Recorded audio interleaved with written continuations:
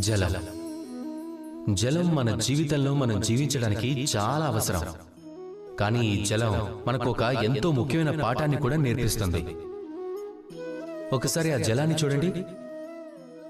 ఏ దిశలో అయితే ఈ జలం ప్రవహిస్తుందో ఆ విధంగానే దాని ప్రభావం ఉంటుంది. మార్గంలో ఎన్ని ఆటంకాలు వచ్చినా సరే వాటి మధ్య నుంచి మార్గాన్ని ఏర్పరచుకుంటుంది. తన ప్రవాహాన్ని మాత్రం ఆపదు, అలా వెళ్తూనే ఉంటుంది. అయితే ఈ జలం వల్ల మనం నేర్చుకునే పాఠం ఏమిటంటే, మనం నీటిలోకి చూస్తే మన ప్రతిబింబం మనకు కనిపిస్తుంది, చాలా స్పష్టంగా కనిపిస్తుంది. కానీ ఎప్పుడు కనిపిస్తుంది అంటే ఈ జలం శాంతంగా ఉన్నప్పుడు, స్థిరంగా ఉన్నప్పుడు. ఒకవేళ ఈ జలం శాంతంగా లేకపోయినా, స్థిరంగా లేకపోయినా అప్పుడు అందులో మన ప్రతిబింబం కనిపించదు. అదే మన మనసు విషయంలో కూడా జరుగుతుంది.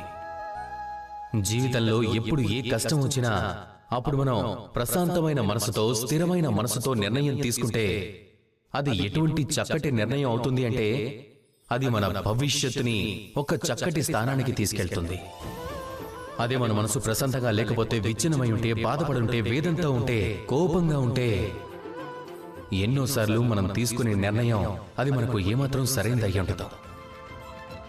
ఒకవేళ మీరు కోపంతోనో బాధతోనో ఉన్నట్టయితే గనక అప్పుడు ఎన్నోసార్లు మీరు తీసుకునే నిర్ణయం వల్ల ముందు ముందు మీరు చాలా పశ్చాత్తాపడాల్సి ఉంటుంది.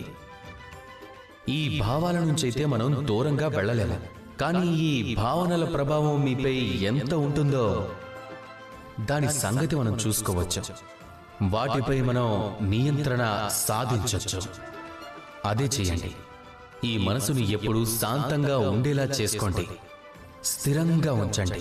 ఆ తర్వాత నిర్ణయం తీసుకోండి.